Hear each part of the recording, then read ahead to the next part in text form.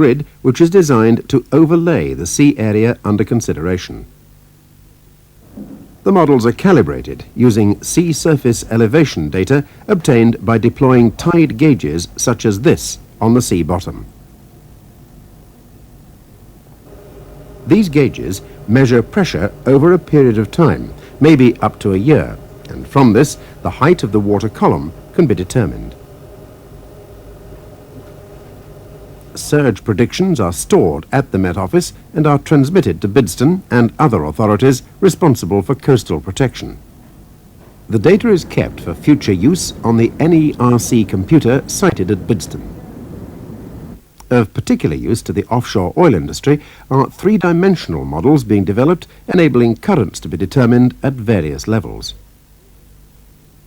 In contrast to research into the Earth's environment, the systems at UMRCC also assist in work done at Jodrell Bank, famous for its advances in radio astronomy. Using an instrument consisting of 6 radio telescopes scattered over 80 miles called Merlin, the multi-element radio-linked interferometer network, scientists at Jodrell Bank can collect data achieving far greater resolution than any single radio telescope dish could ever attain. For a long time, the CDC 7600s have been used in the spectral line mapping of such data, investigating the birth and death of stars. At each of these critical times in its life, a star is surrounded by dust and molecules of gas. Merlin can probe not only the gas which surrounds the protostar, but can also measure its velocity towards or away from us, using the Doppler effect.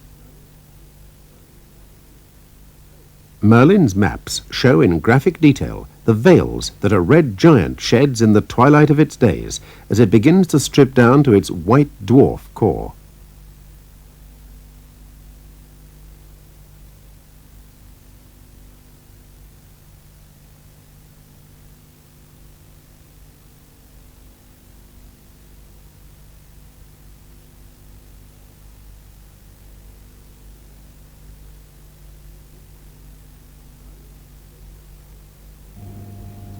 Merlin's radio eye is also looking at distant radio galaxies and quasars.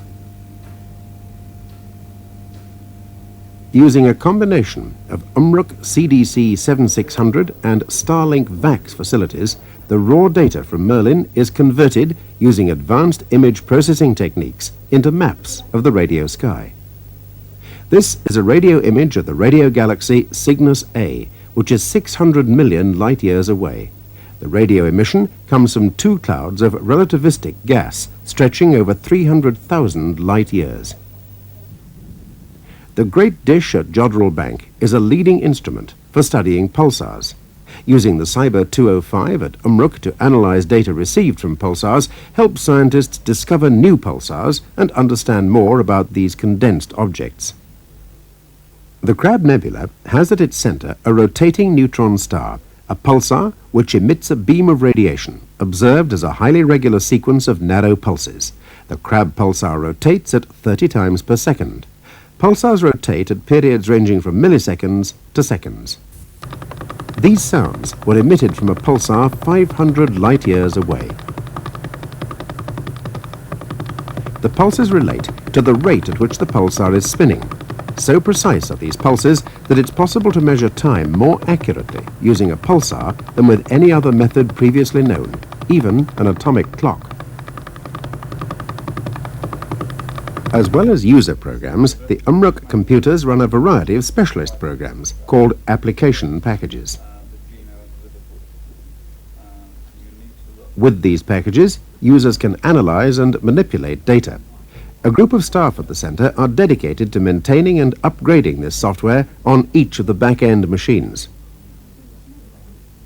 In order for a job to run on the system at UMRC, it must pass through various stages. Initially, the user will write a job or program that's a set of instructions for the computer to process. Usually, these instructions are passed to the AMDAL front-end computer by inputting them at a terminal. Once in the AMDAL, the computer's operating system, designed to process and run its workload, takes over. Jobs submitted by terminal or at a remote site via an RJE are handled in a similar manner.